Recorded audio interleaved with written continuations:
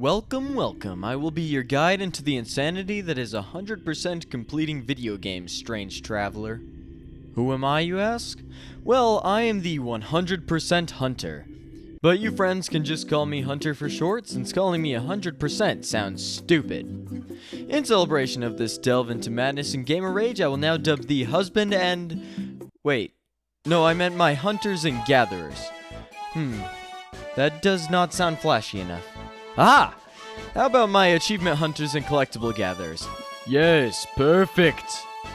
Anyways, with that settled, I bet you are wondering what is going to happen in this land of definitely fun and most certainly enjoyment. Well, to put it plainly, two things will happen. Because we in the I Swear I'm Not the Completionist company guarantee 100% satisfaction. We decided to have a little something something for everyone. There will be 2 episodes made for every video game we cover on this channel, so let me explain how that will work. These concurrent series will be the Beat to Complete series and the Complete Critique series. Curious? Well, stop it. Because there's a good chance that I am just as confused as you.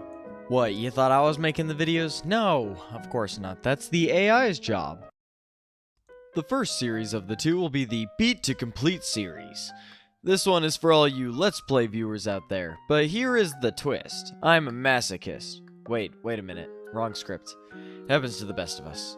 Actually though, the twist is that I will be documenting the entire 100% completion of the game that episode. Who doesn't love to watch a man deteriorate as RNG, unfair level design, difficult challenge runs, or just plain shenaniganry breaks down any confidence he may have once had? And to be clear, I will not film each of the individual 900 Korok seeds in Breath of the Wild.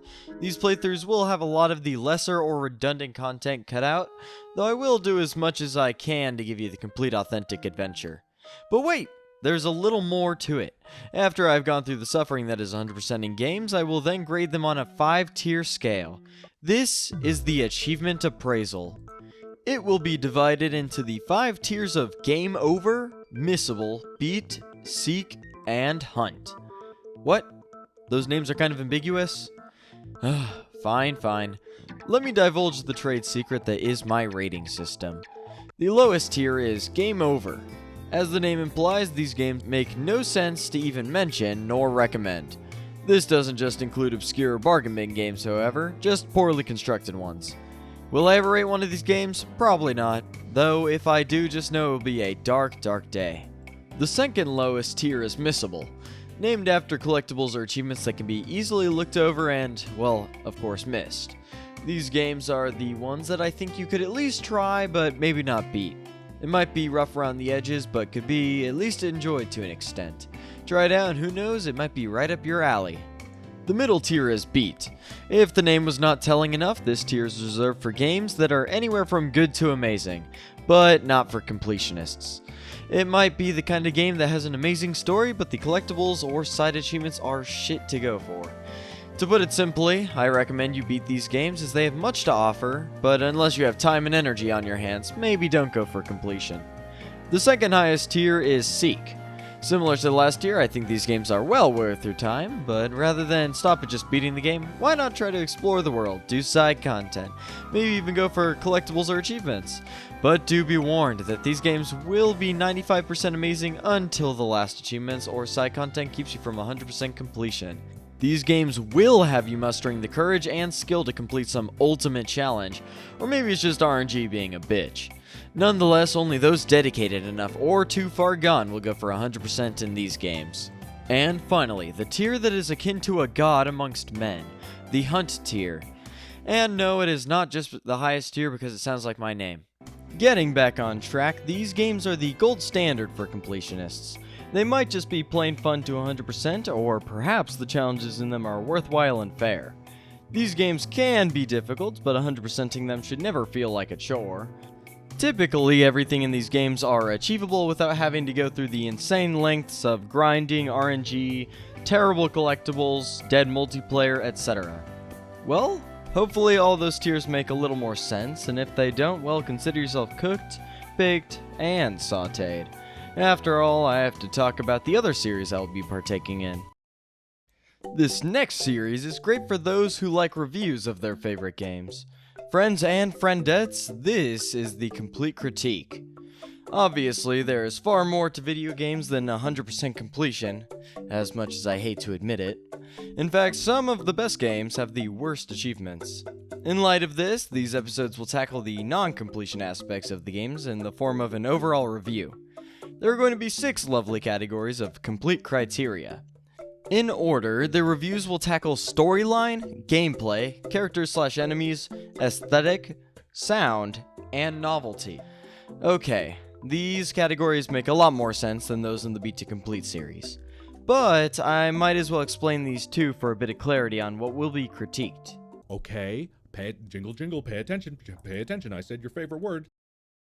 The first category we will cover is storyline. Surely a staple of any narratively driven game. Take the classic example of Paper Mario, where plot ranges from sticker stars to the Thousand Year Doors narrative, all within the same series. Of course, story is not always required to make a good game, nor does it have to be shoved in your face. Subtlety, too, can be a virtue. I might rate the storyline on how well it fits with the theme of the game, how much depth it has, or even how exciting and novel it felt. Not all plots have to be insanely complex or lore-filled to be satisfying, after all. The second category we will analyze is gameplay. This will vary greatly between genres, so rather than compare the satisfaction in the gunplay of Halo to that of Super Mario Odyssey's movement, I will instead rate them based on my experience and how they compare to those of their respective genre. Hell, some games' mechanics are so incredibly unique that I might have to rate them on their own merit alone within their respective titles. The third category I will review is a combination of characters and enemies. Will a slice-of-life visual novel have bosses? Obviously. But almost all games have actual characters, whether good, evil, or in between. And I would love to certainly review their, character. Are the characters you meet along the journey interesting, dynamic, amusing, mechanically having purpose? Any of these traits can build the world that one will inhabit over the course of the game, so I want to explore that. However, as enemies also count as characters of sorts, namely being NPCs as well, I will include them under this section. As for enemies and bosses alike, I will look into their design, function, and memorability. Are they fun to have combat with? Do they have emotional depth or plot relevance? Can they enhance the gameplay of the game? I will try to tackle these definitely vital questions. The fourth category we will appreciate is the aesthetic of the game. This essentially covers the art style of the game's setting. And no, I'm not just going to act like hyper-realistic 4K quality graphics are the end-all be-all of art design. Because truthfully, I could care less about how lifelike a game looks as long as it is memorable, interesting, or simply pleasing to the eye. The fifth category we will listen to is sound. Again, art is subjective, so I'll try to explain my reasoning all the same here. The main focus of the subject will be music or soundtracks, as they are the final piece that solves the puzzle of a good game. I will mainly focus on memorability, impact, suitability, or just how damn groovy the music of the game is. Furthermore, I might look into the actual sound design of the game as well, as in noises, ambience, or sound effects implemented into it. However, this part is far from outside my knowledge or any sort of expertise, so more often than not I will neglect covering it. Finally, the sixth category we will include is novelty. Is there any part of the game that is far too unique to fit into the other categories? Well, here I can discuss the draw of the game, its special, quirk if you will. Does it have a unique mechanic? Does the game do something interesting with its concept? Are there any special quality of life or side activities that add on to the main game further? Well, I'm going to answer those kinds of questions in this section of the review. And hopefully all those categories made sense. I thought they were pretty self-explanatory.